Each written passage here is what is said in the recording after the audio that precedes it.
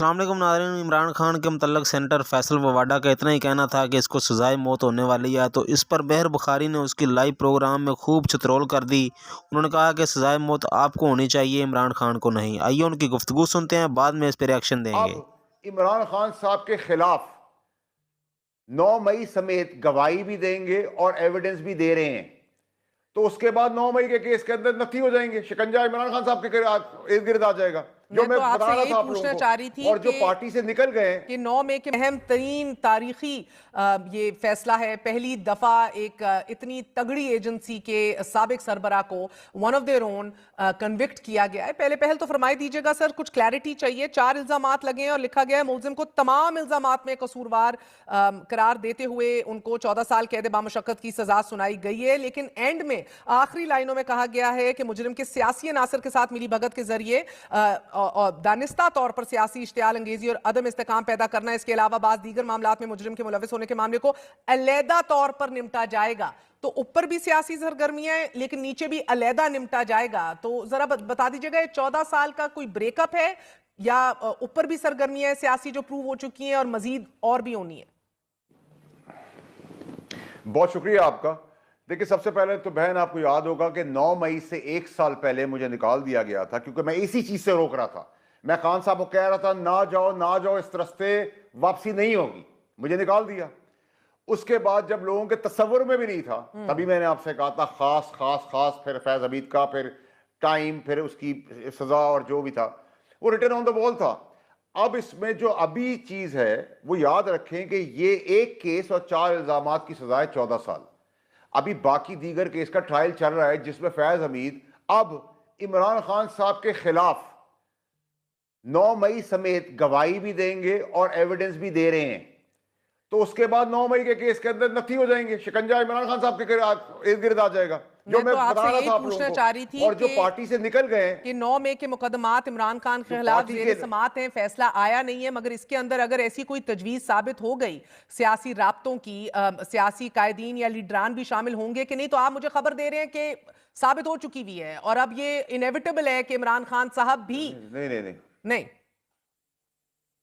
नहीं, मैं आपको ये बता रहा हूं कि ये रिटन ऑन द वॉल है और इस तरफ ही हम जा रहे हैं। जो जब वो शवाहिद गवाही देंगे तो बिल्कुल इसमें अबहाम, इफ एंड बट एनालिसिस नहीं है, ये क्लैरिटी के साथ है कि 9 मई के अंदर इमरान खान साहब, उनकी पार्टी, जिन भूत और वो लोग जिन्होंने अपने इंसाफ की कुर्सी पे कलम से इन मुल्क दुश्मनी को फैसिलिटेट किया था, समेत उन लोगों के जो 9 मई के बाद हाथ उठा के प्रेस कॉन्फ्रेंस करने आए थे और 9 मई में शामिल थे, वो सब भी जुमरे के अंदर आएंगे। तो सर ये बताइएगा कि राब्तों के शवाहिद मौजूद हैं? राब्ते is a very small word. राब्ते is a very small word. ये तो बहुत छोटी सी बात आप मुझे कह रही हैं, पूछ रही हैं। मैं आपसे कह रहा हूं कि इस 9 मई के अंदर समेत जब वो प्राइम मिनिस्टर थे और ये डीजीआईएसआई थे, उस वक्त के भी इकदाम भी शामिल होंगे शवाहिद और गवाही के साथ। ये मेरी गवाही आपकी गवाही नहीं है, ये उस वक्त के तगड़े तरीन आदमी जो डबल पावर से चल रहा था, फैज अमीर लेफ्टिनेंट जनरल डीजीआईएसआई, वो वैसे ही बला होता है और वजीर आजम की पुष्पाई मिल जाए और गठजोड़ हो जाए तो वो डबल बला बन जाता है। और याद रखें कि ये सब की शुरुआत भी फैज हमीद जिस जगह के कोर कमांडर से, वहीं से शुरू हुई थी। अगर आप अपने आर्काइव से निकालें तो पहला धरना टाइप टेस्टर उन्हीं की कोर कमांडरशिप में, उन्हीं के ऑफिस के बाहर शुरू हुआ था, वहां से सब चीजें बिल्टअप हुई थी। तो मैं तो रोकता रहा ना, मैं तो रोकता रहा, लड़ता रहा, चीखता रहा, चिल्लाता रहा, नहीं माने।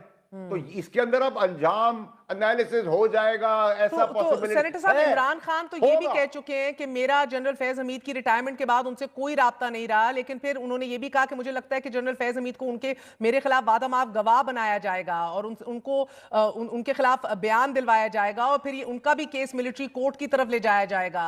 सही कह रहे हैं खान साहब, सही उन्होंने समझा है? देखिए, सबसे पहली चीज ये कि जब कोई चीज करता है उसको पता होता है कि इसके फवायद क्या हैं और नुकसानात क्या हैं, नंबर 1। नंबर 2 ये कि खान साहब ने फैज हमीद को तो अपना सबसे बड़ा असासा करार दे दिया गया और फैज हमीद के अलावा उन्होंने दुनिया के हर आदमी को बुरा भला कहा है, हर आदमी पर अटैक किया है। क्यों? और ये जो फैज हमीद जो उनकी इस्तेमाल हो रहे थे, जो उनकी हदायत ले रहे थे, जो अवानों के चीज़ें मामला संभाल रहे थे, वो फैजू डार्लिंग जो थे और जो जिन बूथ थे, उनका मिल मिलाप की क्लैरिटी इससे ज़्यादा क्या हो सकती है आपको कि कोर कमांडर जहां के थे फैज हमीद, वहीं से पहला टेस्ट चढ़ाई का वहीं से शुरू हुआ है। छोटी चढ़ाई थी, क्यों कैलकुलेटेड थी, वो आगे कोर कमांडर थे। और ये तो आप कहेंगे ना कि मेरा उससे कोई ताल्लुक नहीं है, वो तो खुद बताएगा, वो एविडेंसेस देगा जो किसी ने तस्वुर नहीं किया, क्योंकि फैज तो अपने घर में ही बात करता था, ईवल तो था वो उसकी भी रिकॉर्डिंग, उसके भी शवाहिद रखता था, और ये रिकॉर्डिंग में मबनी शवाहिद नहीं है। और फैज की गवाही और शवाहिद देने से फैज की सजा में कमी नहीं होने जा रही, वो इंटैक्ट ही अपनी जगह के ऊपर।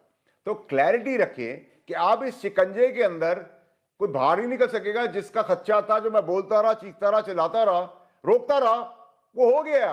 ठीक है। तो सर अब इस कन्विक्शन के बाद, और मजीद जो प्रोब अब किया जाएगा, क्या आप इमरान खान के खिलाफ मुकदमा फौजी अदालतों में चलते देख रहे हैं? देखिए, ये तो कबिल अज़ वक्त है, शवाहिद के ऊपर है कि वो शवाहिद अगर फौजी इदारे से मुंसलिक हो गए तो इसको रूल आउट नहीं कर सकते आप।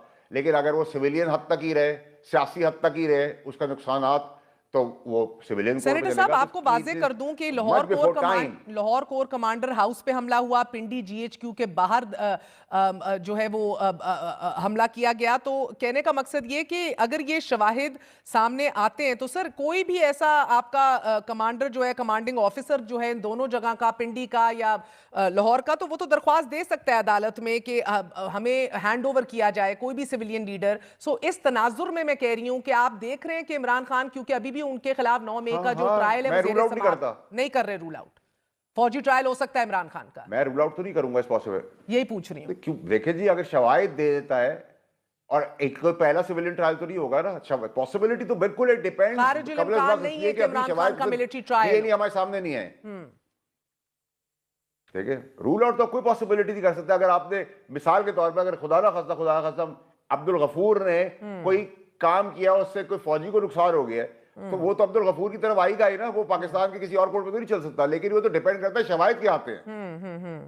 और सर रूल आउट मैं कभी भी नहीं करूंगा इस पॉसिबिलिटी को। बिल्कुल। और सर ये इमरान खान कहते थे कि एजेंसियां हमारे बंदे इकट्ठे करके देती थी, चाहे बजट हो या दीगर इस तरह की लेजिस्लेशन हो। 21वें ग्रेड का एक अफसर जो है वो इतना हावी था आप लोगों की हुकूमत में, आप तो खुद वजीर थे, मेरी कुछ मालूमात में भी है बहैसियत वफाकी वजीर आपका भी एक दफा टाकरा हुआ जनरल फैज हमीद से, वो जरा मुख्तसरन बताइएगा क्या हुआ था।